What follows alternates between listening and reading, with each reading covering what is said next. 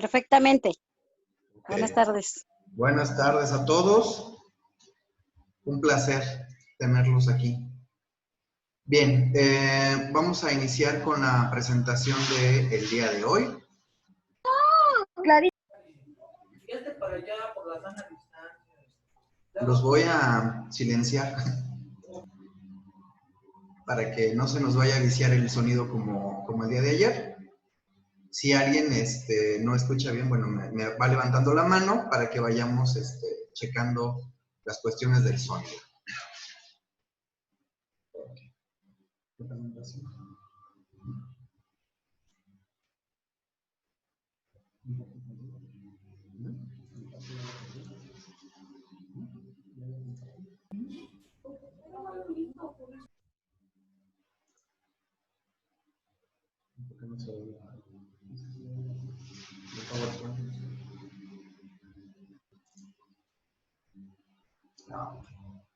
Muy bien.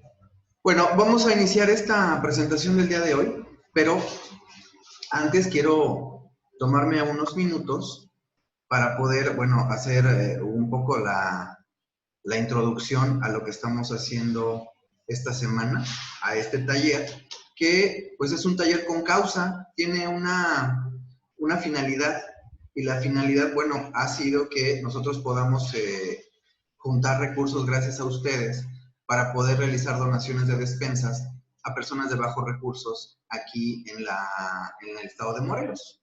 Bueno, por todo esto que estamos viviendo, por la situación de la pandemia, por todos los problemas que hemos estado pasando, seguimos en un semáforo en rojo, entonces pues necesitamos cada vez más toda la ayuda que sea necesaria. La idea es justamente... Lo dejaba sin secar, no me lo planchaba, ni lo secaba, ni lo poder seguir apoyando a las personas. Y por eso es que decidimos un grupo de personas que los van a conocer esta semana. Ayer conocieron a la doctora Chantal, van a ir conociendo toda esta semana todo el equipo de profesionales que se van a encargar de dar algo de su tiempo, de sus conocimientos, para poder trabajar y para poder conseguir estos recursos. Quiero hacer primero una mención un poco de lo que nos está, de las fundaciones que nos están ayudando.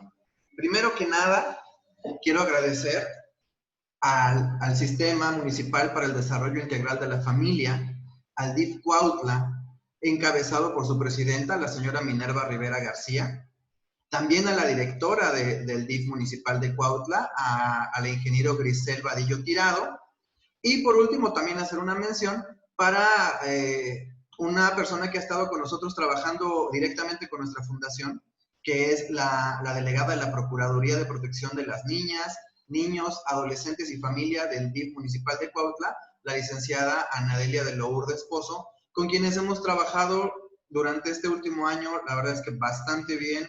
Hemos hecho un equipo bastante importante, interesante, y creo que hemos estado generando un cambio en algunas de las personas que llegan a pedir ayuda. Ellos son encargados de apoyarnos, o nos van a apoyar justamente en la transparencia de los recursos, de lo que se va a obtener gracias a este taller, y junto con ellos vamos a poder repartir estas despensas que se junten. Otro de nuestras fundaciones, que nos está apoyando es Camino Abierto, institución de asistencia privada. Esta institución surge el 8 de diciembre de 1972. Durante 41 años que llevan ellos trabajando arduamente, esta institución ha venido trabajando principalmente con mujeres, a quienes se les imparte, entre otras cosas, aprendizaje, reforzamiento de la lectoescritura y conocimientos básicos de la escuela a nivel primaria. Dentro de las tareas que han realizado durante esos 41 años de existencia, también se han implementado nuevos proyectos como talleres de integración familiar y orientación social, talleres de capacitación agrícola, talleres de habilidades para el trabajo y talleres de capacitación administrativa, así como empiezan a generar una vinculación para la recaudación de fondos y la activación de cadenas productivas. Obviamente, bueno, todo esto está encabezado por una persona que, bueno, que conocemos muy bien, la presidenta del Patronato de Camino Abierto IAP, Luz María Osuna Delgado, quien nos ha también honrado con su apoyo para la realización de este evento. Otra de las fundaciones que nos apoyan para este taller que hoy estamos presentando a ustedes es la Fundación Héctor y Reina. La Fundación Héctor y Reina nace hace 8 años como una respuesta frente al incremento en el consumo de sustancias adictivas en las mujeres y en los hombres de nuestro país. El 18 de octubre del 2012 se abren las puertas de la clínica de manera mixta, es decir, reciben tanto a hombres como a mujeres, y esta fundación se abre en la ciudad de Nogales, en el estado de Sonora, para brindar atención a todas estas personas que tienen un problema de adicción, alcohol, drogas o conductas adictivas.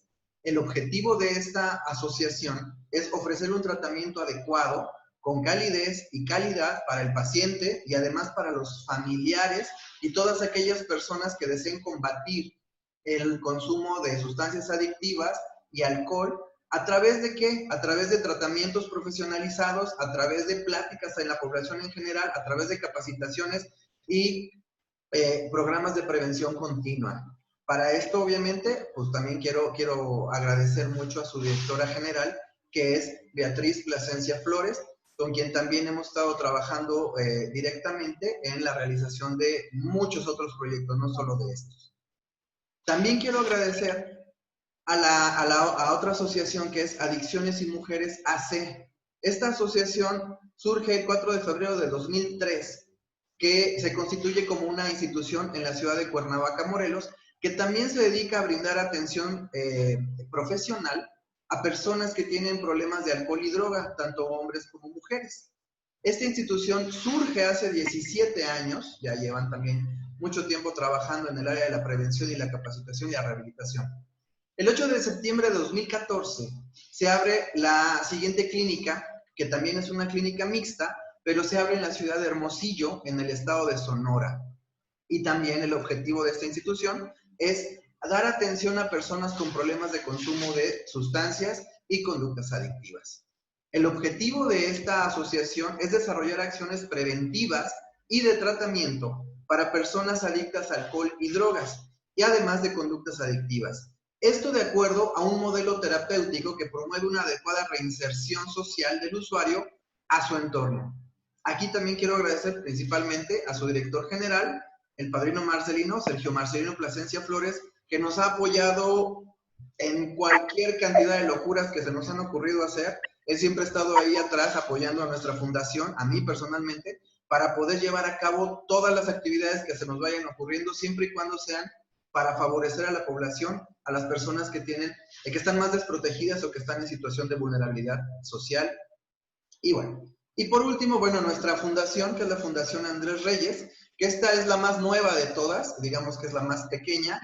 Nosotros surgimos el 9 de diciembre de 2015 y se crea en la ciudad de Cuautla, en el estado de Morelos, el Centro de Atención a las Adicciones, que está enfocado principalmente en un programa de atención y rehabilitación a menores de edad. Nuestro modelo está diseñado justamente para jóvenes que tienen problemas de adicción a sustancias o a conductas. Así es como nosotros vamos iniciando, y gracias a esta ayuda de nuestras 4 instituciones que nos apoyan es que nosotros podemos llegar a esto. Les decía, el objetivo es apoyar a las personas que no tienen en este momento los recursos, poder hacerles llegar de alguna manera una despensa o algo en lo que podamos apoyarle. El objetivo obviamente es, pues, juntar los recursos, y para eso es que ustedes nos están apoyando el día de hoy.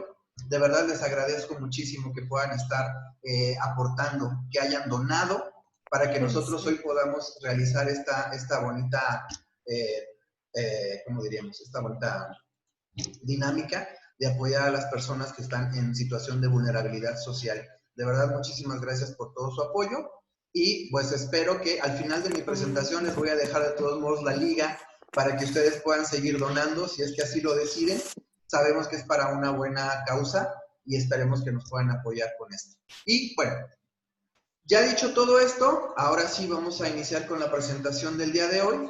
Si alguna de las personas tiene una pregunta, bueno, vamos a tener una sección de preguntas al final, pero no importa, podemos, si levantan la mano, les abrimos el micrófono y podemos hacer la presentación interactiva, dinámica, para que pueda ser más accesible.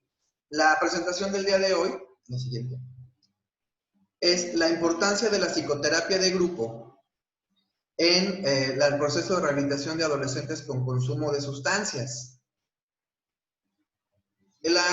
Esta presentación está muy enfocada un poco en las personas que se dedican a la rehabilitación, tanto padrinos como consejeros, como psicólogos, como terapeutas, como especialistas, pero vamos a intentar hacerlo un poco más dinámica para que pueda ser accesible a todos. Empezamos con esta idea de que el veneno es veneno aunque venga en píldoras doradas, es decir, no importa cómo se nos presenten las drogas, siguen siendo drogas. En la actualidad tenemos sustancias que nos las venden como si fueran la octava maravilla, como si fueran cosas que no fueran dañinas para el organismo. Es más, en algunos casos nos venden algunas sustancias que son nocivas como algo necesario para poder tener un mejor desempeño social, académico, físico, sexual, para mejorar tus relaciones sociales. Pero al final de cuentas, cada una de estas sustancias sigue siendo un veneno y va a generar una problemática no solamente en el sujeto, sino en todas las personas que lo rodean.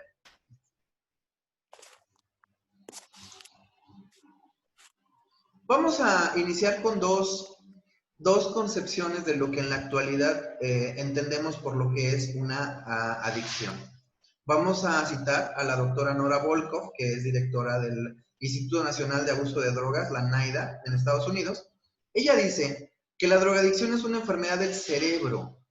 Es decir, hoy podemos entender que la drogadicción tiene que ver con un proceso de salud-enfermedad. Es decir, un organismo va a enfermarse y eso va a generar una serie de problemas tanto físicos como psicológicos, como emocionales, como sociales o laborales, pero que este problema médico puede ser tratado y puede ser rehabilitable. Es decir, no quiere decir que el sujeto ya tiene esta enfermedad y por eso es que ya está condenado a la muerte.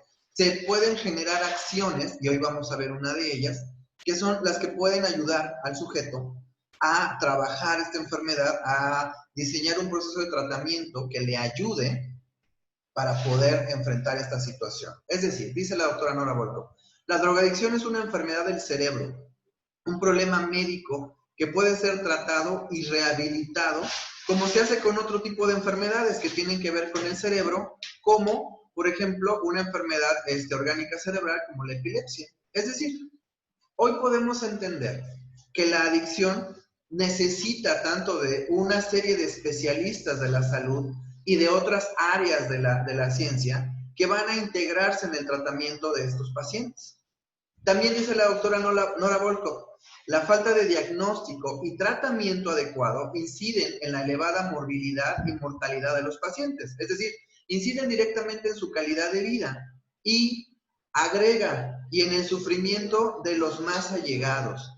Ayer hablaba la doctora Chantal sobre las consecuencias que tiene a nivel familiar el consumo de sustancias en uno de sus integrantes. De todas las enfermedades, la que más destruye la vida familiar es la adicción. ¿Por qué? Porque en muchos casos pareciera que el adicto está en contra de ser rehabilitado. Si, por ejemplo, de repente tenemos a un sujeto que se cae de la azotea y se rompe una pierna, el mismo sujeto te dice, llévame al hospital, necesito que me ayuden. Y no importa cuánto tiempo tenga que pasar para que mi pierna vuelva a soldar y vuelva a tener movilidad. Es decir, el paciente pide la ayuda. Muchas veces el paciente adicto no pide la ayuda y en cuanto se la ofreces, te dice que no quiere que lo ayuden porque él puede controlar su consumo, él no es un problema tan grave el que tiene, porque él puede dejar de drogarse cuando quiera. Pareciera que tenemos que luchar contra el paciente para que el paciente acepte un tratamiento. Entonces, necesitamos que se vayan generando procesos de tratamiento en los que el paciente pueda querer integrarse a estos modelos, en los que el paciente quiera permanecer en un tratamiento y no tengamos que estar en esta lucha constante contra si quiero que me rehabiliten, no quiero que me rehabiliten, o de repente te ponen como ciertas condiciones. Sí quiero estar internado en un tratamiento, pero quiero salir cuando yo quiera, pero nada más una semana. Digo, si tuvieras la pierna rota, poniendo el mismo ejemplo, pues no vas a estar nada más una semana en un tratamiento, en un internamiento, en un hospital, vas a tener que pasar mucho más tiempo. Y sin embargo, el adicto, a pesar de tener ya un deterioro mental y un deterioro físico, quiere todavía seguir poniéndole condiciones a la forma en la que va a recibir este tratamiento. Entonces, en muchas ocasiones, nosotros tenemos que generar un proceso para convencer al paciente. Y no solamente al paciente, también tenemos que a veces convencer a la familia de que es necesario que el paciente tenga que estar aislado durante un cierto tiempo para poder ayudarlo.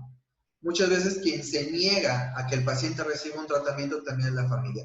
Por eso decimos, si no logramos ubicar adecuadamente que esto es una enfermedad, que no es un vicio, que no es un estilo de vida como nos lo quiere plantear en estos momentos, por ejemplo, los medios de comunicación, que de repente idealizan el consumo de sustancias. Vemos como de repente hay series que ensalzan el narcotráfico como si fuera un ideal de vida, y tenemos un montón de adolescentes que hoy quieren pertenecer a los cárteles para poder tener ese maravilloso estilo de vida donde van a tener dinero ilimitado, recursos ilimitados, y van a poder salir con quien quieran porque les va a dar un estatus. Hoy vemos cómo ciertos modelos de personas que tienen nexos con el crimen organizado son idealizados, y las personas que se encargan de protegerlos, entonces ahora hoy son satanizados y son vistos como los malos de las historias. Y es así como vamos degenerando un poco también la sociedad.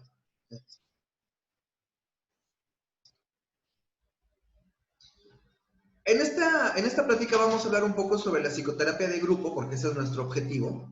Pero primero tendríamos que definir lo que es una psicoterapia. Y ojo, lo que no es una psicoterapia. Muchas veces yo he escuchado en algunos espacios donde de repente dicen, es que voy a dar mi terapia, o es que ya la terapié, o es que ya lo terapié, y es que la terapia estuvo muy buena, cuando hacen referencia a algo que no tiene que ver nada con la psicoterapia. La psicoterapia es un enfoque dinámico que se concentra en las preocupaciones enraizadas en las vivencias de cada uno de los individuos. Y ojo, son diferentes en cada contexto. Podemos decir que si bien es cierto que muchos adictos comparten ciertas características, no quiere decir que todos los adictos son iguales y requieran el mismo tratamiento todos. No podemos cortarlos a todos con la misma tijera. Digamos, esta enfermedad tiene ciertas variables a nivel cultural, social y contextual que van a ser diferente el cómo se enfoca un tratamiento u otro. Por eso, dice en la diapositiva, la psicoterapia es un proceso dinámico, no es un proceso estático. No podemos generar un modelo de tratamiento que pueda servirle a todos los pacientes, porque no todos los pacientes tienen las mismas características. Nos enfocamos en este momento en los adolescentes.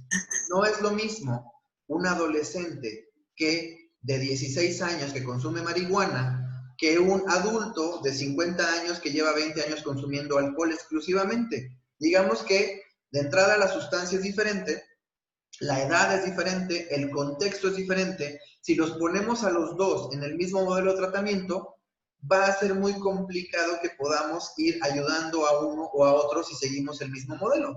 Digamos que hoy lo que tenemos que hacer es dinamizar mucho el proceso de rehabilitación, diseñar programas de tratamiento que puedan ir enfocados específicamente en adolescentes y otros que vayan enfocados específicamente en adultos. Es por eso que los consejos estatales contra las adicciones y el Centro Nacional de las Adicciones lo que han planteado es debemos de tener a las poblaciones separadas, hombres por un lado, mujeres por otro, adolescentes por un lado, adolescentes hombres por un lado y adolescentes mujeres por otro, porque vamos a ir trabajando una serie de contextos diferentes que nos pueden ayudar a tener una rehabilitación exitosa. Entonces, la psicoterapia es un proceso dinámico de fuerzas internas que pueden ser tanto conscientes como inconscientes y que están basadas en conflictos, en motivos y en temores que operan al interior de cada uno de los sujetos.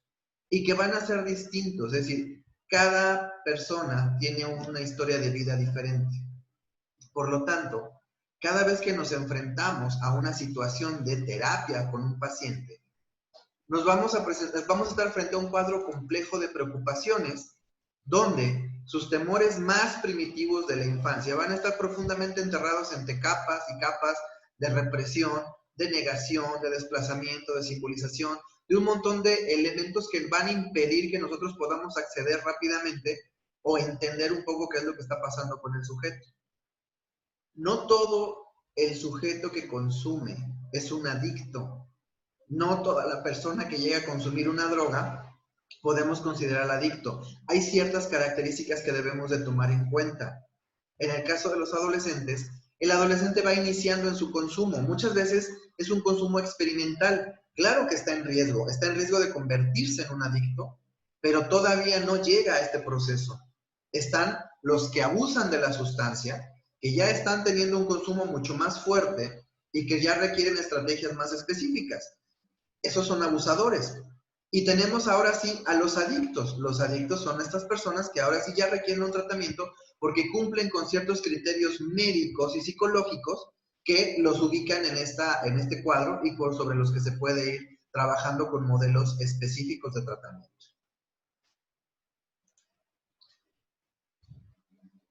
Les decía que el día de ayer, con la doctora Chantal, ella hablaba un poco sobre la dinámica familiar.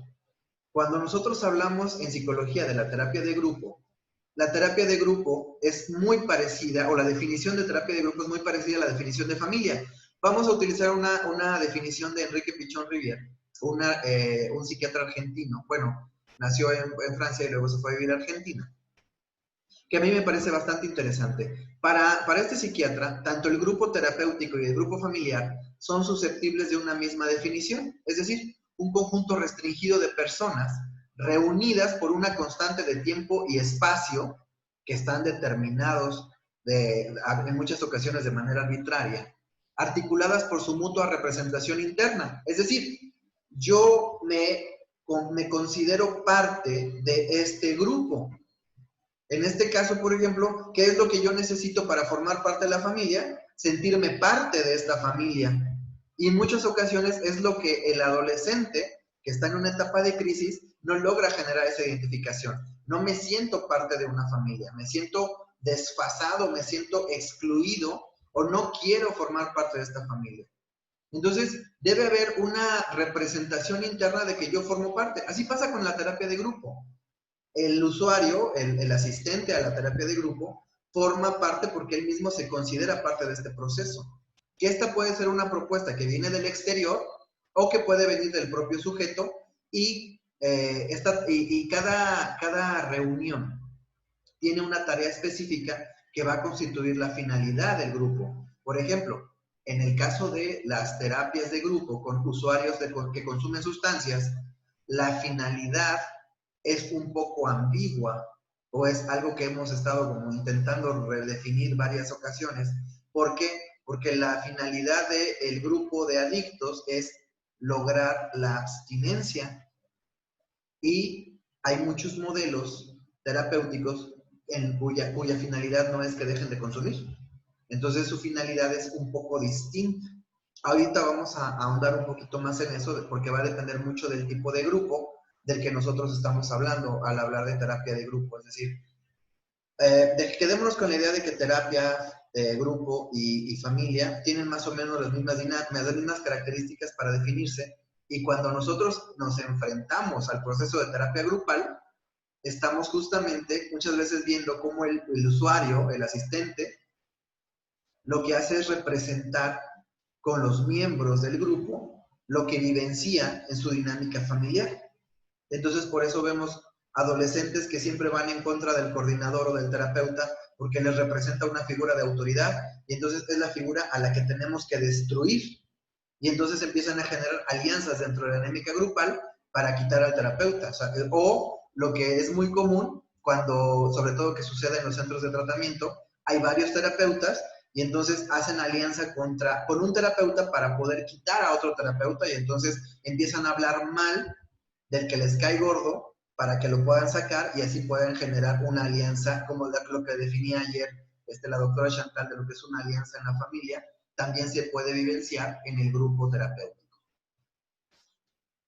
Para esto tenemos que diferenciar 3 tipos de terapia grupal. Cuando hablamos de psicoterapia grupal, vamos a tener 3 características diferentes.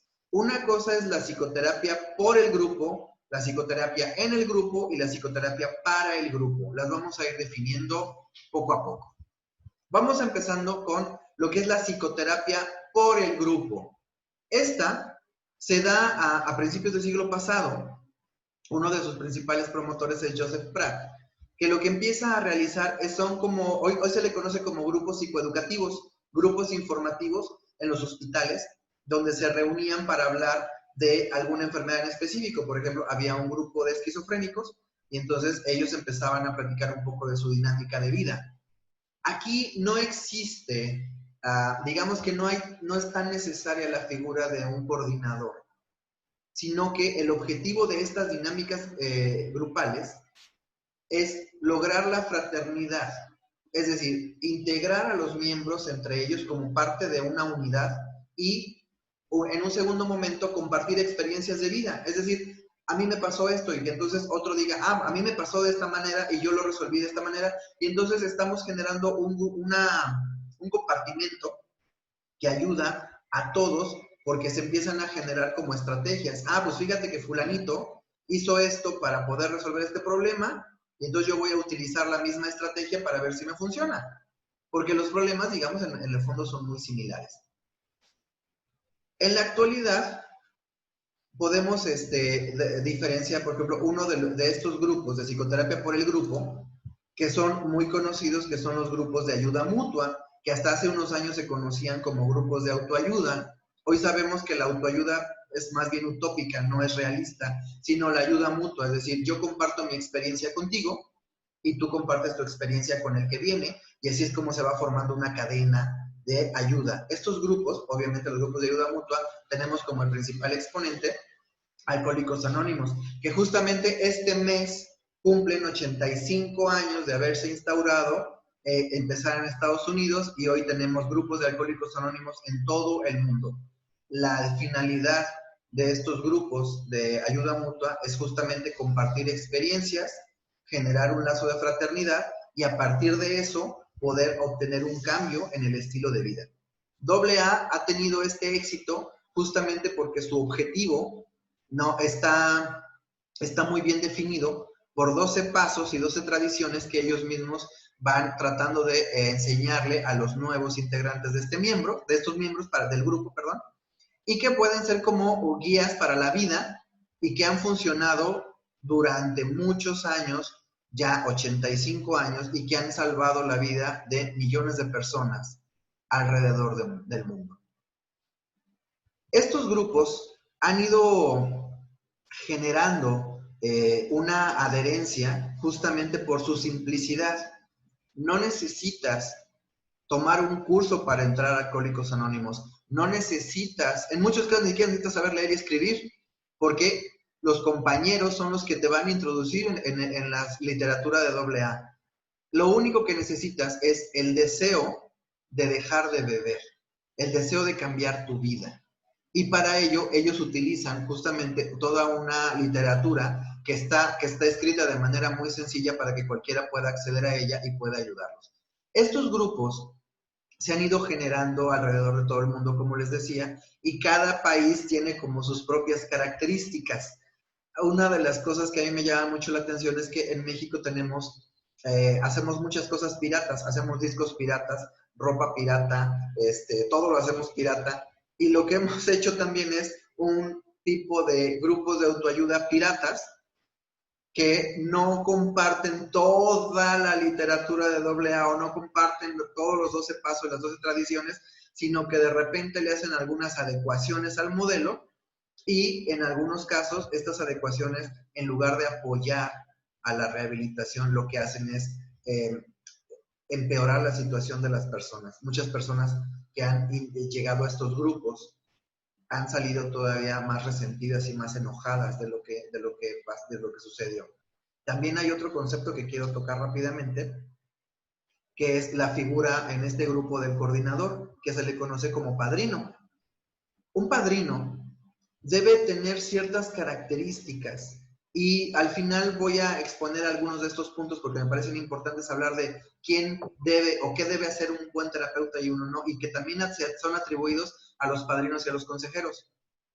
Un padrino en el pasado era una persona que tenía que pasar muchos años en abstinencia, que tenía que hacer un servicio de mucho tiempo y demostrar de muchas maneras que ya estaba listo y ya estaba apto para poder apadrinar a los que venían.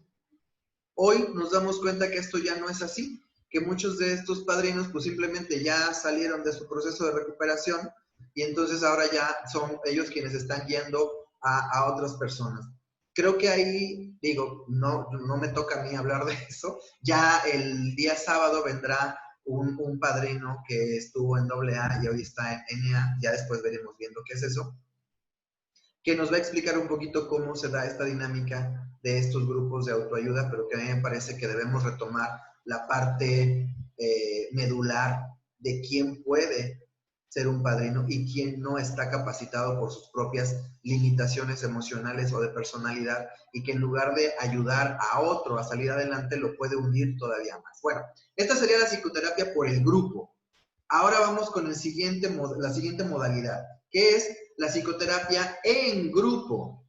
Aquí sí, ya es un modelo en el que la interpretación va casi siempre dirigida al problema de un individuo. Es decir, lo que se hace en estos modelos es el coordinador, el terapeuta, el consejero, el padrino, lo que hace es dirigirse a un miembro del grupo y empieza a generar un proceso de terapia. Es decir, el tema de hoy puede ser un tema propuesto, ¿no? Vamos a hablar, por ejemplo, de la recaída, pero se enfoca en uno de sus miembros del grupo y de ahí la idea es que todos los que están alrededor están escuchando y están aprendiendo lo que se está hablando ahí. ¿Por qué?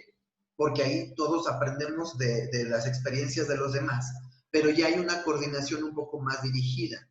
Ya se está hablando de que existe un coordinador que nos va a ir guiando la sesión hacia un determinado lugar o hacia una determinada meta. Aquí la idea, la hipótesis es que en la medida de que el grupo sea homogéneo, la interpretación que se da a un paciente va a ser beneficiosa para todos. Es decir, lo que yo te pueda decir a ti o lo que tú puedas descubrir de ti mismo, también le va a servir a lo que nos están escuchando en este momento. Así es como se hace un proceso de psicoterapia. Aquí la palabra que nos hace ruido es homogéneo. ¿Por qué?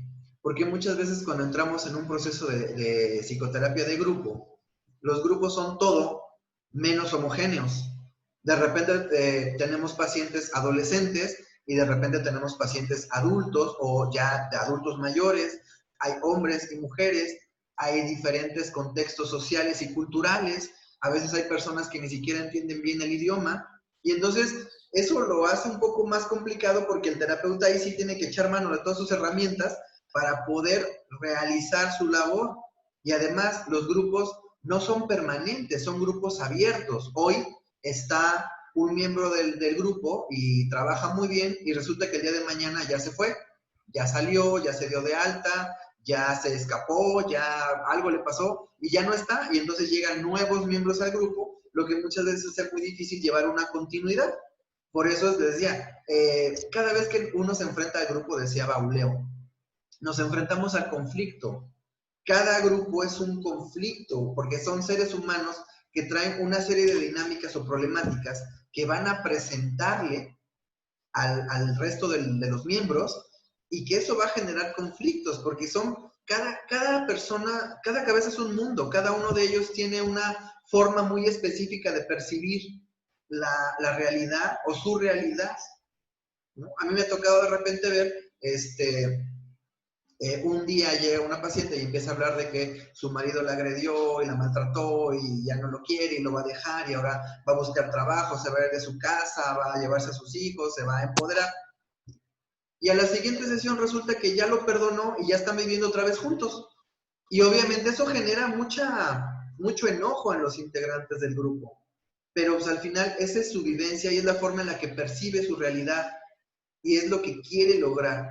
el grupo tiene todo el derecho de expresar su inconformidad o su molestia, pero al final no podemos obligar a alguien a que haga algo solo porque pensamos que está mal. Muchas veces el paciente tiene que llevar un proceso largo de experiencias frustrantes antes de llegar a tomar una decisión. En el caso de los adolescentes, yo lo he escuchado montones de veces. Los adultos que ya tienen 20 o 30 años, que ya están cansados de seguirse drogando, le comparten su experiencia a los jóvenes y los chavitos no los pelan. O sea, como si no les importa, no logran como identificarse con la vivencia del adulto. Entonces se burlan, son sarcásticos, minimizan. Lo más simple que dicen es que a mí no me va a pasar eso. Eso te pasó a ti por menso, ¿no? Con otras palabras. Pero a mí no me va a pasar. Entonces el adulto intenta de muchas maneras compartir su experiencia y decirle, no vivas, no pases por esto. Yo ya pasé y no está padre. Pero el adolescente no logra generar una empatía, no logra generar un lazo que le permita entender que es por su bien y se lo están diciendo por su bien. Y lo que hace es, pues me está sermoneando, me está regañando, no quiere, o sea, nada más quiere molestarme y no logran justamente identificarse con las vivencias de adulto. Entonces, la psicoterapia en grupo tiene esta modalidad. Los principales promotores de estas dinámicas de psicoterapia en grupo son Richard Slapson y Jacob Levy Moreno, que además Jacob Levy Moreno diseña un modelo de terapia que nos abre una ventana a todos aquellos que no son tan felices con las terapias habladas, que son las terapias actuadas. Jacob Levy Moreno funda un modelo terapéutico que se llama psicodrama, donde es un poco diferente a la terapia tradicional, donde háblame, cuéntame de tu vivencia, cuéntame lo que te pasó. En esta dinámica psicodramática, es más bien, no me cuentes, actúamelo.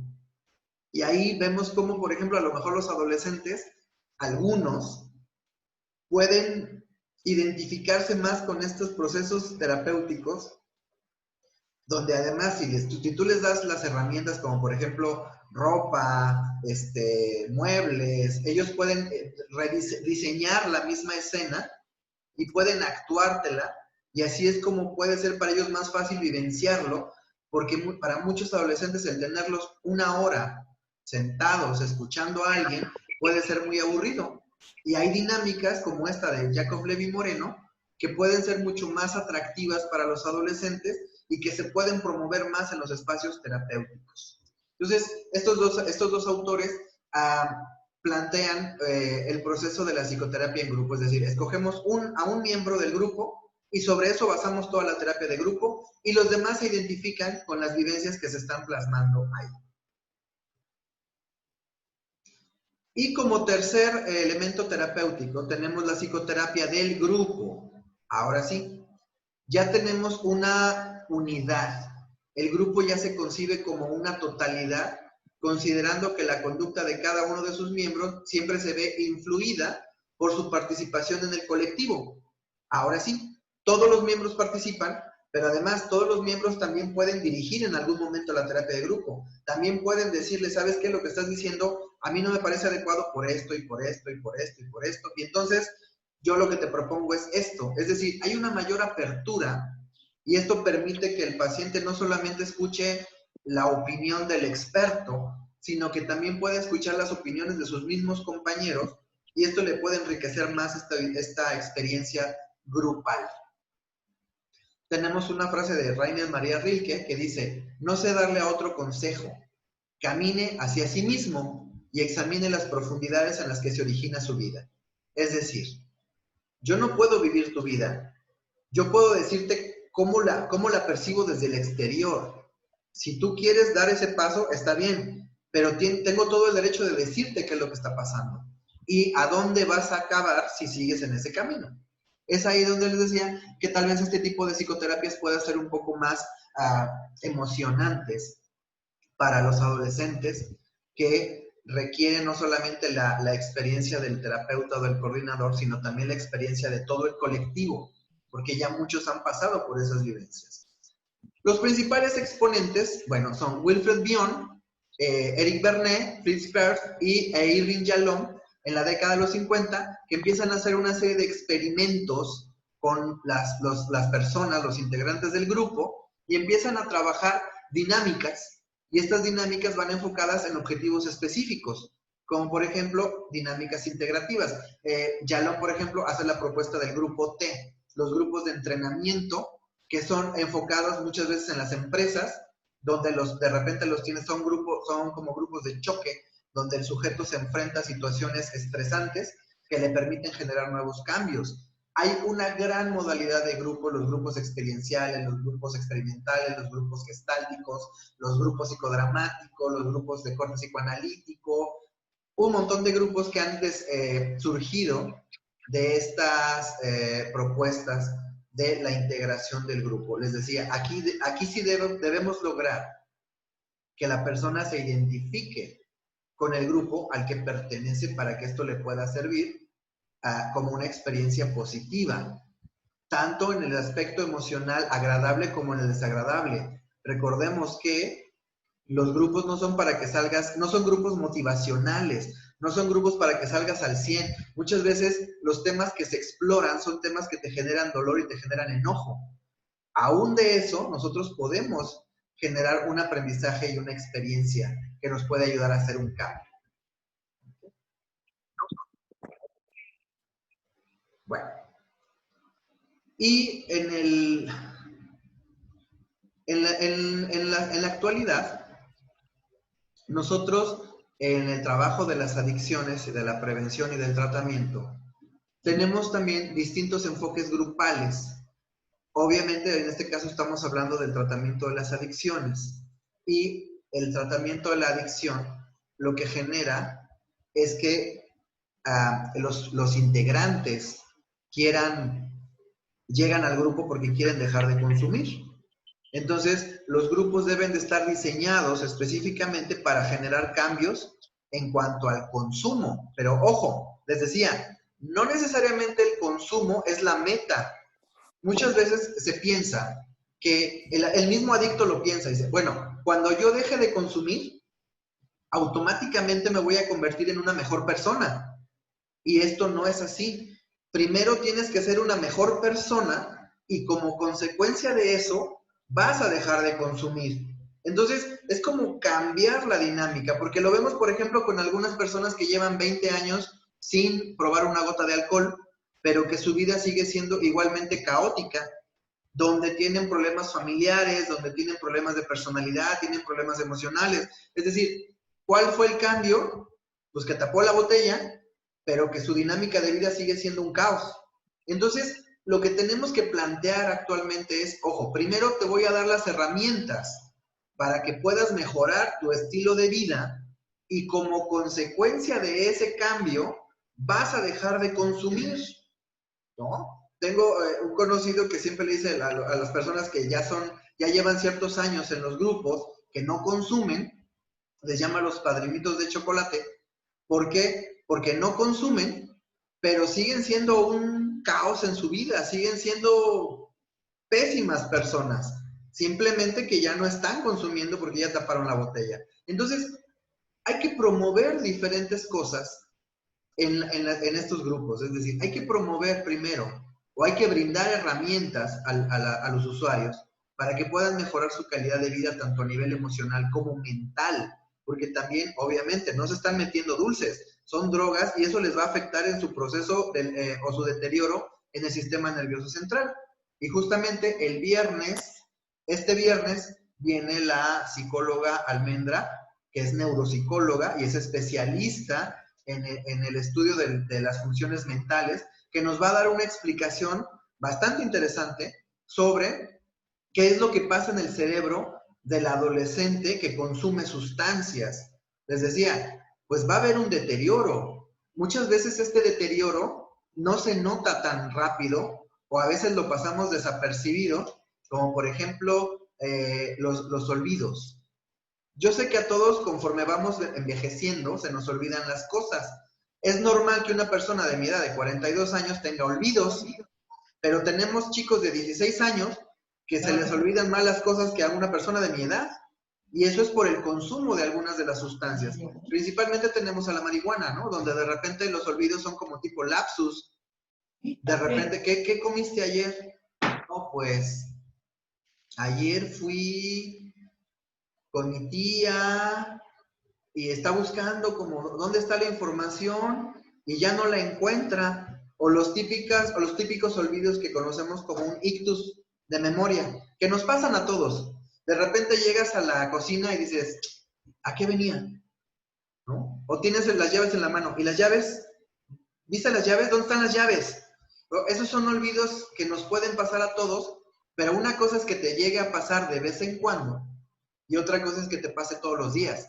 Ahí sí ya estamos hablando de un trastorno de memoria ocasionado por el consumo de sustancias. Entonces, cuando nosotros trabajamos en grupo, nos vamos dando cuenta de que el paciente tiene ciertas limitaciones, primero emocionales, luego de sus funciones mentales, limitaciones académicas también. Vemos cómo el adolescente, obviamente, ya no aprende de la misma manera por el consumo de una droga. Ya de repente se le olvidan las cosas, y sobre todo cuando algunos consumen marihuana, tienen la fantasía de que cuando fuman marihuana aprenden más o que su capacidad retentiva es mayor y resulta que no es así. Entonces, ellos tienen la sensación de como sí, pero no. Y bueno, de hecho mañana también viene la licenciada Valeria para hablar un poco sobre el proceso de aprendizaje en los adolescentes que han estado en un internamiento o que están en un internamiento, para explicar cuáles son las características, porque muchas veces al adicto cuando lo internan, tiene que dejar todo, tiene que dejar escuela, tiene que dejar trabajo, tiene que dejar todo, pero yo creo que el proceso de aprendizaje es un proceso básico que no se puede perder. Tienes que, aunque estés en la internado, debes de tener un proceso de aprendizaje porque eso va a ayudar a tu sistema nervioso a seguir funcionando. Entonces tienes que generar dinámicas de aprendizaje que mañana nos va a platicar Valeria, que nos van a permitir mejorar este proceso mental, ¿no? Bueno, entonces, regresando a la diapositiva, dice, el objetivo en las psicoterapias actuales para los usuarios de adicciones tienen 3 características. El primero, hay que promover la debe decir abstinencia, pero no dice, y aquí tampoco dice, pero bueno, hay que promover la abstinencia. La idea es, si el dejar de consumir tiene que formar parte de tu proyecto de vida, y para eso tiene que haber un proyecto de vida. Tú le preguntas a un adolescente, ¿cómo te imaginas en 5 años?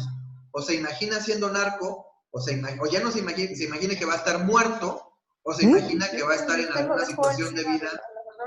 Gracias. Va a ser negativa. No hay un proyecto de vida. O sea, muchas veces le dices, bueno, ¿y qué quieres estudiar? ¿Qué carrera quieres estudiar? No, pues no quiero estudiar. Yo lo que quiero es poner un negocio, voy a poner una empresa, voy a ganar tantos millones, voy a ser youtuber, voy a hacer cualquier cosa, ¿no? Pero vemos que es cierto. O sea, hay chicos que le han entrado a esta onda de subir sus videos haciendo tonterías a las redes sociales y se vuelven millonarios. Entonces, ellos están idealizando este estilo de vida y obviamente tenemos, por ejemplo, cantantes, actores, deportistas, músicos. Ahora usan un concepto muy interesante, influencers, que utilizan drogas. Y entonces dicen, mira, yo no me pienso dejar de drogar. Yo lo que quiero es ser influencer, ser un CEO en una empresa, pero me voy a seguir drogando. O algunos lo que te plantean es, voy a dejar de consumir un año, pero en un año, terminando el año, me voy otra vez a volver a drogar. Entonces, no están todavía convencidos, todavía no están en la misma etapa de decir, necesito generar un proyecto de vida en el que no se incluyan las drogas. Entonces, tanto terapeutas, psicólogos, psiquiatras, médicos, enfermeras, consejeros, padrinos, cualquier persona del sistema de salud de rehabilitación debe tener como base promocionar la abstinencia como parte de un estilo de vida. Es decir, generarle la necesidad al adolescente de dejar de consumir para mejorar su calidad de vida. ¿Cómo se va a hacer esto? Cuando hablamos de promoción de la abstinencia, nosotros estamos hablando de que el usuario comienza a ganar sentido de autosuficiencia. De repente, les decía, el adolescente quiere poner una empresa y ser millonario en 6 meses. A veces hay que aterrizarlos un poco en la realidad, brindarles herramientas necesarias para que entiendan que eso no es así de fácil y que puedan ser ellos mismos autosuficientes. A lo mejor lo primero es, antes de poner tu empresa, lo primero es que arregles tu cuarto. Y para ellos es como un insulto. O sea, ellos están en las nubes que quieren ganar millones, pero ni siquiera son capaces de ser autosuficientes. Tampoco ni siquiera se pueden mantener. Entonces, cuando uno les plantea, bueno, ¿y de dónde vas a sacar el capital? No, pues mi papá me va a prestar el dinero y voy a poner una empresa. Como si eso fuera tan fácil, ¿no?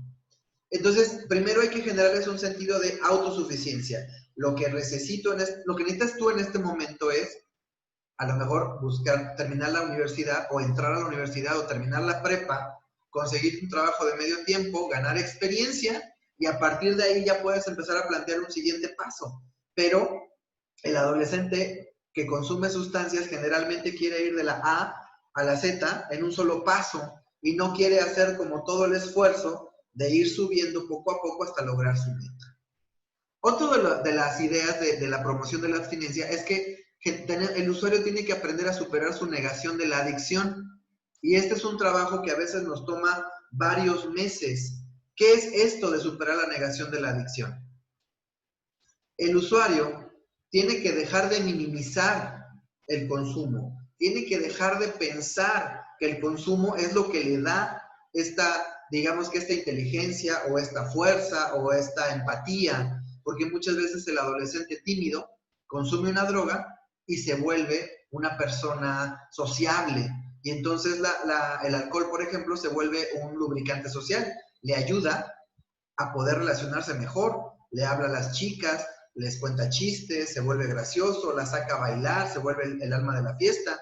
Y entonces, ¿qué está logrando? Que el alcohol se vuelva una base para que él pueda seguir avanzando y que pueda seguir mejorando sus relaciones sociales. El objetivo de la promoción de la abstinencia va a ser enseñar habilidades de recuperación para manejar su trastorno adictivo a largo plazo. Les decía, tiene que haber un proyecto de vida.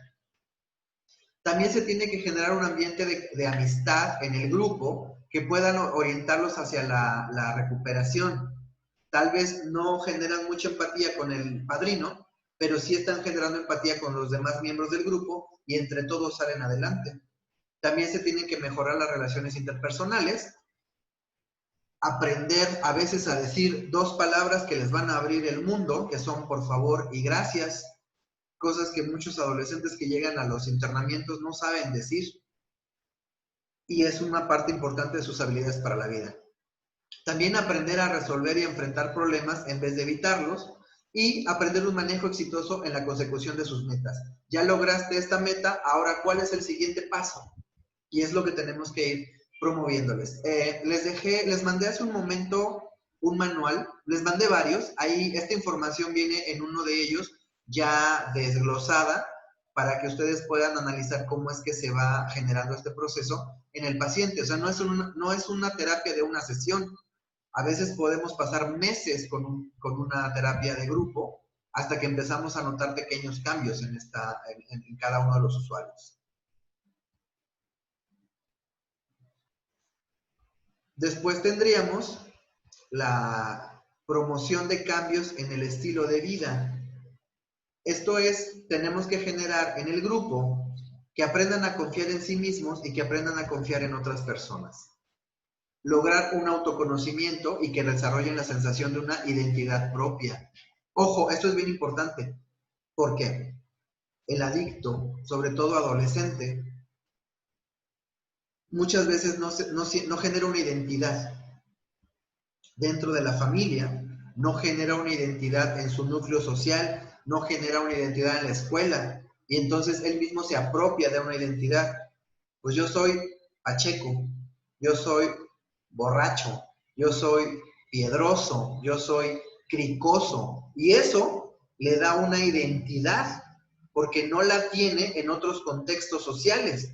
Y entonces, parte del trabajo de la rehabilitación es lograr que el propio adolescente genere su identidad. O sea, sí, en algún momento fui el cricoso de la colonia, pero hoy necesito generar una nueva identidad que me permita integrarme a este grupo social de una manera diferente. Y ese sería uno de los objetivos en la promoción de los cambios en el estilo de vida. También aumentar la autoaceptación, la autoconfianza y el respeto. Ayudarle a buscar nuevas formas para mejorar ciertos aspectos en su proceso de desarrollo. Y tal vez lo primero es enseñarle cuál es el proceso de desarrollo del adolescente. Es decir, qué es la adolescencia, cómo se vive la adolescencia y cuáles van a ser los cambios que podemos nosotros esperar de un adolescente. Y otra cosa es aprender habilidades sociales más efectivas. Hay todo un programa que ustedes lo pueden buscar en internet, que es promoción de estilos de vida, habilidades para la vida, perdón. Son 10 habilidades que propone la Organización Mundial de la Salud. Y estas 10 habilidades ahora es lo que nosotros estamos intentando promover tanto en las escuelas como en las comunidades, con los adolescentes. Estamos generando estas nuevas habilidades. Una de las habilidades, por ejemplo, es manejo del tiempo libre, manejo de tus emociones, resolución de conflictos. Son situaciones que el adolescente debe aprender a manejar para poder modificar o plantearse un proyecto de vida a largo plazo. Son habilidades que se supondría que todos debemos tener, pero que en la realidad no tenemos. Muchos de nosotros no sabemos cómo manejar el estrés y entonces, pues, ¿qué haces? Te tomas 2 cervezas y con eso el estrés se libera rápidamente. Pero en lugar de hacer eso, podemos generar nuevas estrategias para poder cambiar esta dinámica de consumir drogas o alcohol para poder manejar mi estrés. Puedo hablar de mi estrés, puedo hacer algún deporte, puedo ir al gimnasio, puedo hacer muchas cosas.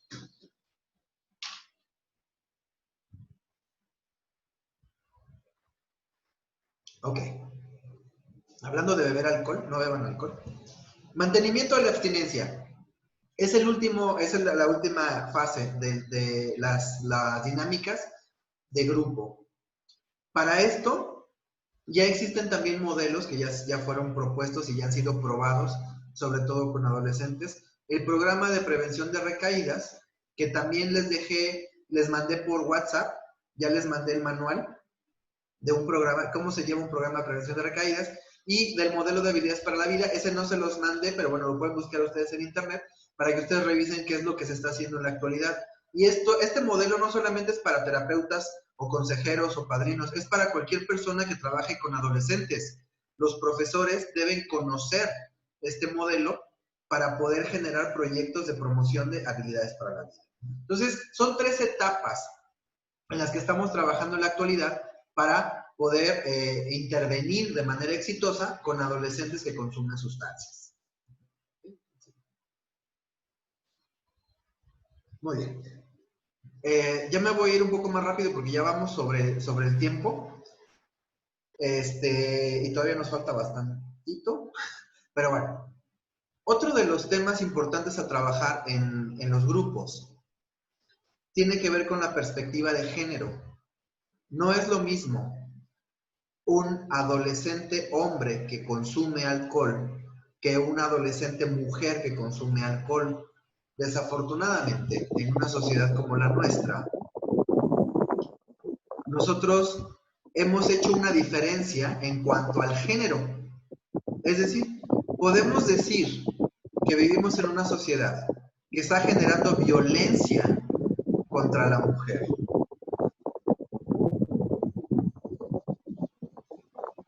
Es una sociedad donde las mujeres están siendo violentadas de alguna manera, donde muchas mujeres son abusadas sexualmente, donde vemos grandes diferencias entre lo que es ser hombre y es ser mujer, y por eso creo que es importante en muchas ocasiones, en todos los tratamientos, hacer una diferencia en perspectiva de género. ¿Cómo lo hacemos? A veces lo único que tenemos que hacer es dividir el grupo, hombres y mujeres, y abordar temas específicos que tengan que ver con el ser, con la masculinidad y con la feminidad, pero desde un punto de vista también un poco más científico. No lo que yo creo que debe ser un ser hombre, ni lo que creo que debe ser mujer, sino más bien como qué es lo que ya se ha planteado acerca del género. ¿Cuáles son estos objetivos de esta terapia de perspectiva de género? Primero, concientizar e identificar los factores internos y externos sobre la percepción que se tiene o se crea con base o implica ser hombre o mujer y de qué manera se aborda el tema en la actualidad. Hoy hablamos, por ejemplo, de conceptos como las nuevas masculinidades. Las nuevas masculinidades no es otra cosa que plantear que los hombres podemos hacer las mismas actividades que las mujeres en casa, como por ejemplo lavar la ropa, lavar los trastes, cuidar a los niños, cambiar los pañales, cosas que no son específicamente para las mujeres, pero que históricamente han sido tarea exclusiva de la mujer. Y otra cosa, por ejemplo, en las nuevas masculinidades también se permite que la mujer sea quien salga a trabajar y que el hombre sea el que se quede en casa a cuidar a los niños. Es una nueva posibilidad, es una nueva forma de relacionarse. Cada quien decide cómo vive su masculinidad o su feminidad. Lo que sí es importante es no transgredir el derecho de alguien por una cuestión de género. No porque seas mujer vales menos o tienes menos probabilidades de ser exitosa en la vida.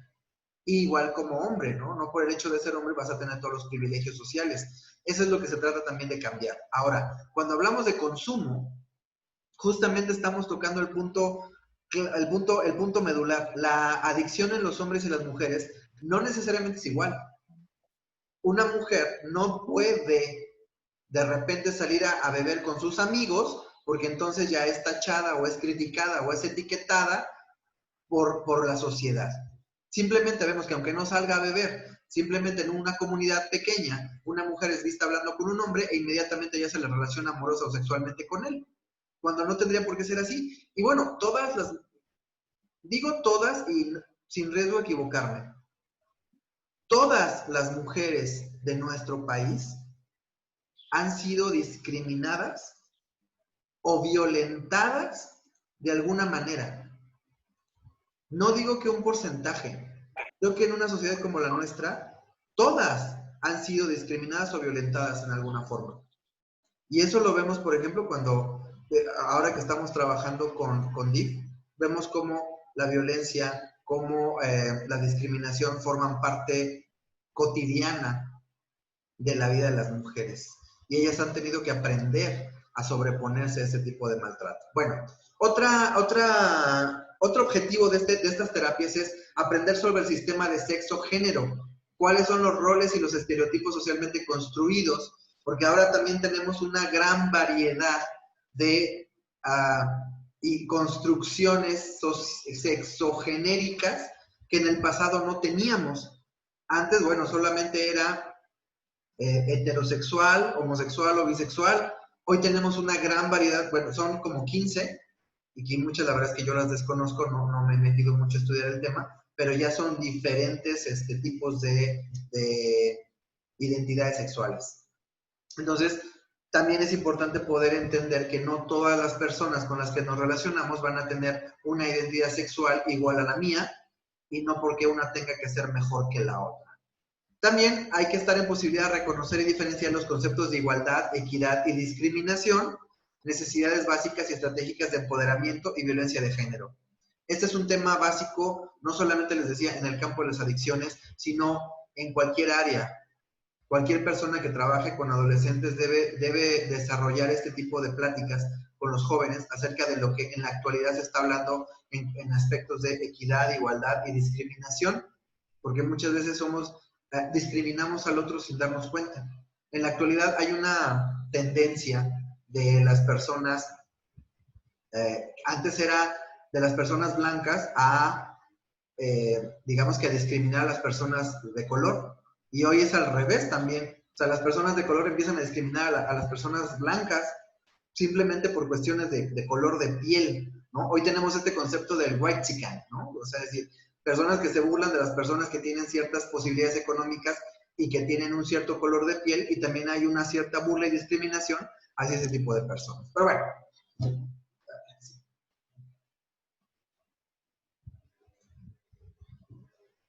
Bueno, dejamos esta imagen. En los 60 la gente tomaba ácido para hacer el mundo raro, y ahora que el mundo es raro, la gente toma Prozac para poder hacerlo normal.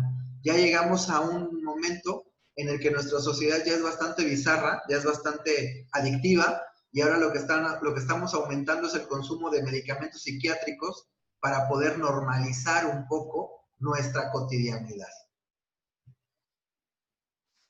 Y bueno, ya por último, ya para terminar y pasar a la ronda de preguntas, si es que hay, vamos a hablar un poco de qué tipo de especialistas debemos nosotros buscar a la hora de buscar un tratamiento en adicciones. ¿En quién se puede confiar y en quién no? Porque, ojo, en la actualidad existen muchos centros de rehabilitación que no tienen o no cumplen con las condiciones necesarias para poder internar a un paciente. El día domingo, nuestro abogado va a hablar un poco de las características de los centros de tratamiento, de qué criterios deben de tener, cuáles son los papeles que deben de tener estos centros para poder ser centros certificados. O sea, es decir, porque en la actualidad hay muchas personas que abren centros, no tienen ningún tipo de capacitación, tienen muchas ganas de ayudar, pero no tienen la capacitación para hacerlo, y en lugar de ayudar, pues lo que acaban haciendo es,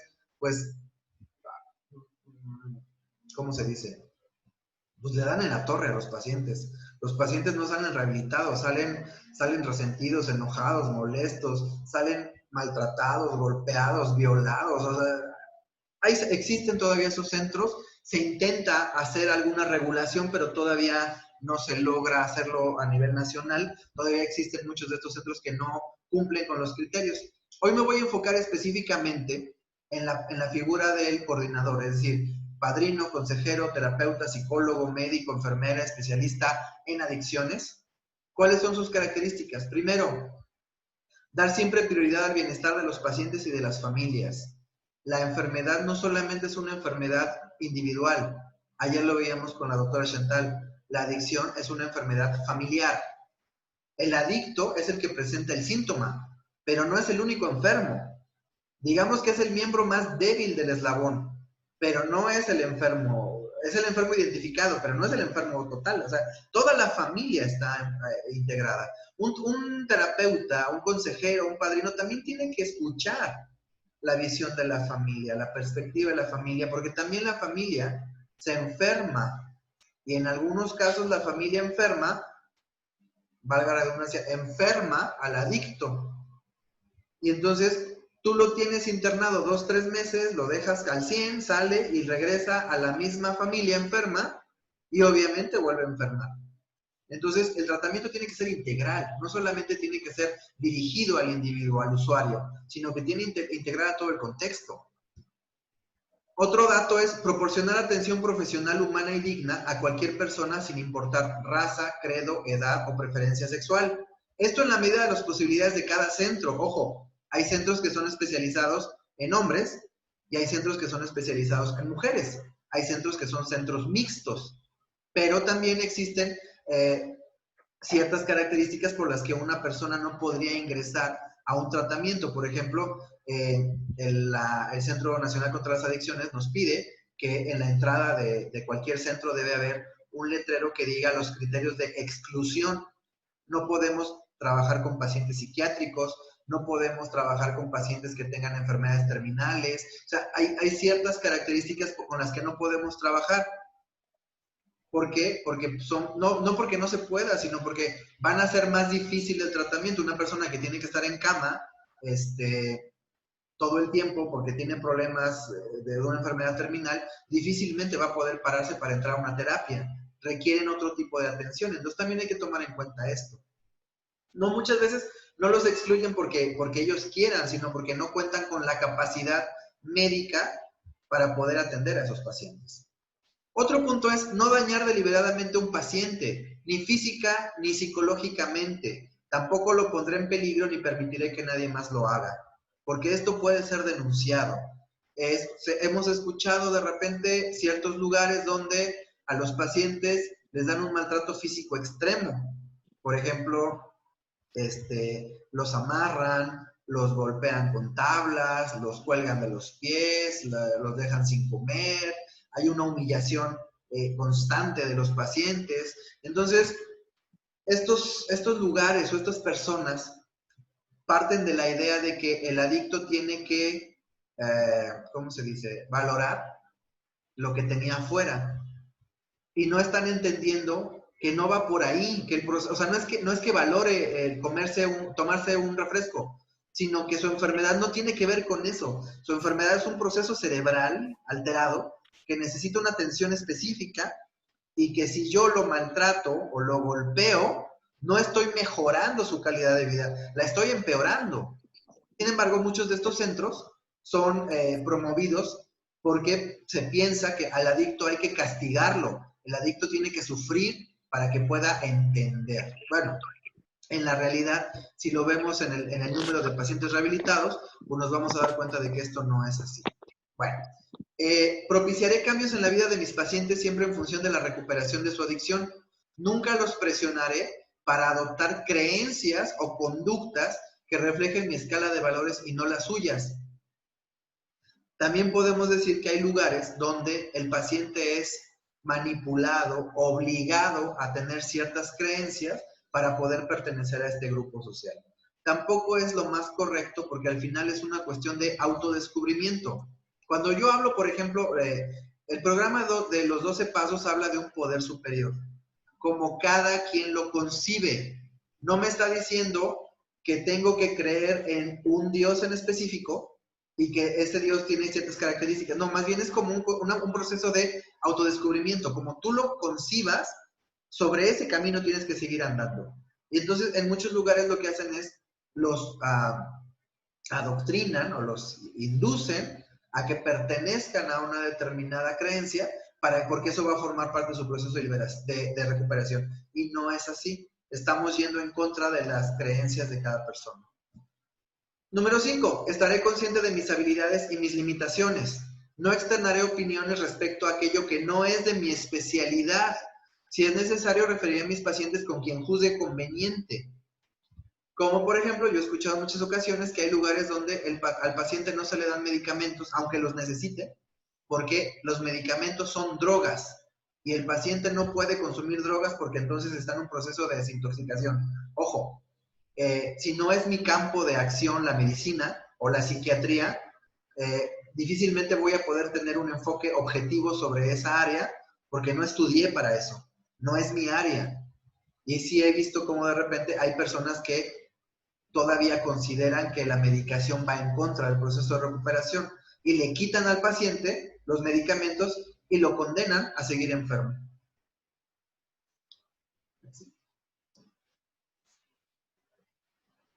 No me involucraré en ninguna actividad que implique algún tipo de explotación para mis pacientes. Hay lugares donde los pacientes, una vez que ya terminaron su proceso, ya lograron un tiempo de abstinencia, se ven en la obligación como parte de su proceso de recuperación de retribuir y ayudar a los compañeros. Eso me parece muy bueno. El punto es que de repente se crean como pequeñas mafias donde los ponen a vender productos, comida o algo así, y tienen que salir a vender y tienen que cubrir una cuota y tienen que llegar a la meta y tienen que estar, y entonces se vuelve como una empresa lucrativa donde empieza a haber un movimiento de dinero mayor y entonces digamos que los administradores empiezan a generar ganancia a partir del trabajo no retribuido de los internos, ¿no? Como los ponen de repente a hacer algo para vender o comida y los mandan a vender la comida y además se los venden como parte de la terapia, o sea, es decir, te estoy ayudando, te estoy dando mi apoyo, te estoy dando esta comida para que la vendas y ayudes a tus compañeros, y entonces se vuelve como un negocio, ¿no? Digo, ahí ya creo que depende de cada quien cómo lo hagan, pero no debe suceder así. No abusar de mi autoridad para forzar a mis pacientes a lograr aquello que conviene a mis propios intereses. Tampoco fomentaré la dependencia en mí, sino en un poder superior, tal como lo conciben los pacientes. Entonces, no se trata de que el ahijado te hable 24 horas al día, cada 5 minutos preguntándote, padrino, ¿qué hago? No estás haciendo bien la chamba. La idea es que logres que el ahijado empiece a tomar sus propias decisiones y avanzar solo. Tú le vas a mostrar cuál es el camino por el que va a caminar, pero no puedes convertirte como en el bastón con el que va a poder avanzar. Y si no estás tú, ¿qué va a pasar con él? Entonces tienes que ayudarlos también a que ellos vayan caminando solos, que vayan tomando sus propias decisiones, sí que se lleguen a preguntar, o sea, ¿qué diría mi padrino si yo tomara esta decisión? Creo que eso es más saludable a tener que estarte hablando todo el tiempo para preguntar.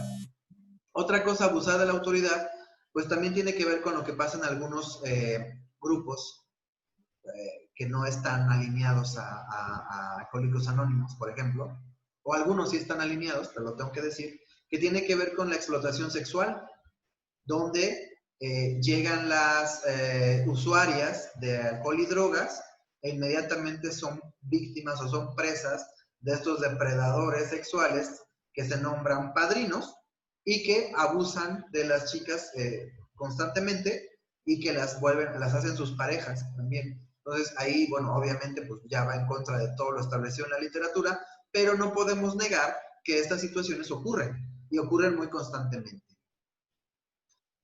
No proporcionaría información a mis pacientes a nadie que no esté autorizado por ellos mismos. La confidencialidad forma parte importante de un proceso de recuperación.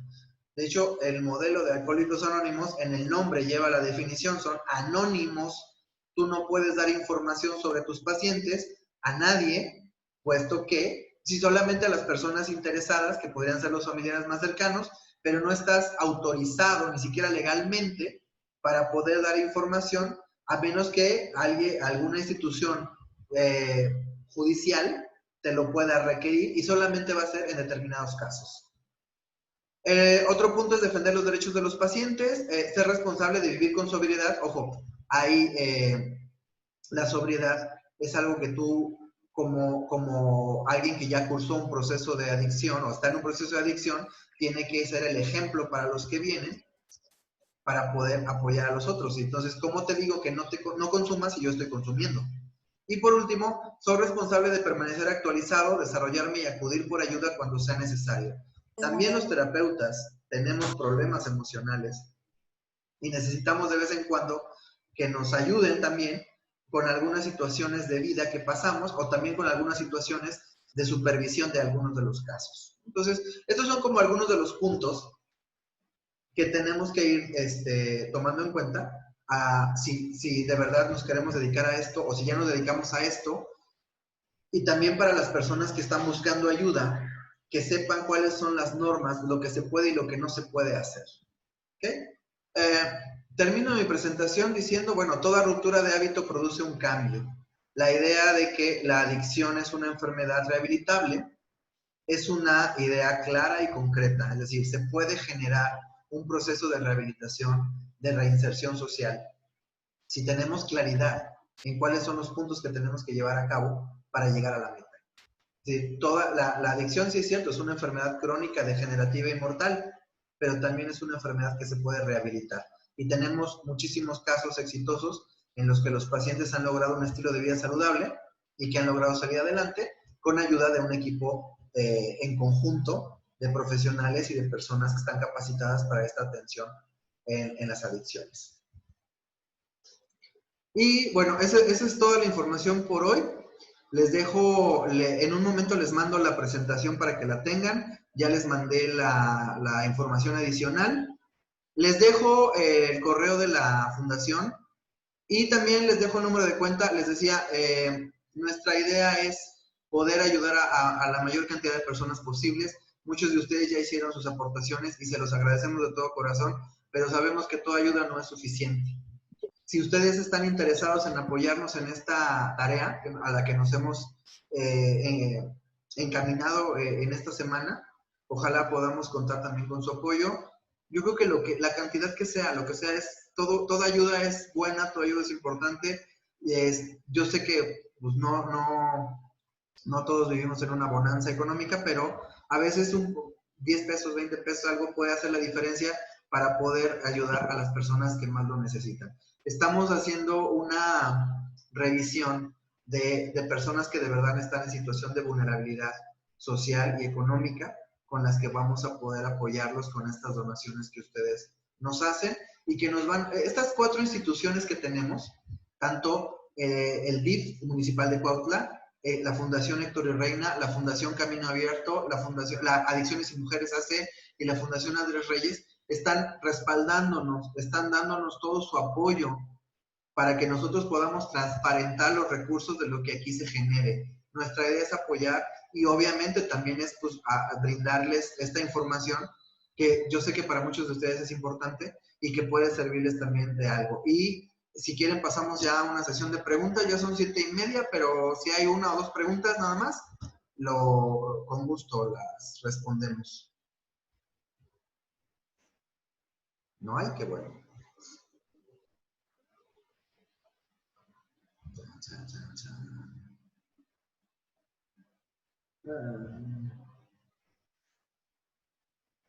¿Nada?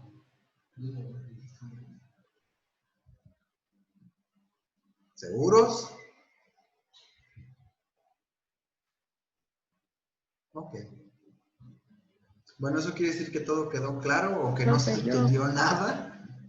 A ver, ¿alguien quiere...?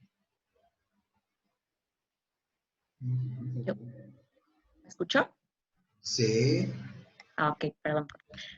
Nada más como comentario con respecto a lo que el profesor Cristóbal mencionaba con respecto al código ético, sí es muy importante que cuando la familia desea o quiera internar al familiar que requiere la atención, es muy importante que busquen lugares donde pues los traten de una buena manera, ¿no? Porque a veces, como todo, o sea, se llega a generalizar la atención con las personas que sufren adicciones y satanizan, ¿no? Todo lo que es la atención hacia la atención hacia las adicciones, porque los llegan a meter a estos lugares que son extremos, ¿no? Que son que no son clínicas, ¿no? Que son grupos que utilizan a esas personas con fines de tener dinero, ¿no? Y desafortunadamente sí, o sea, las adicciones están a la orden del día,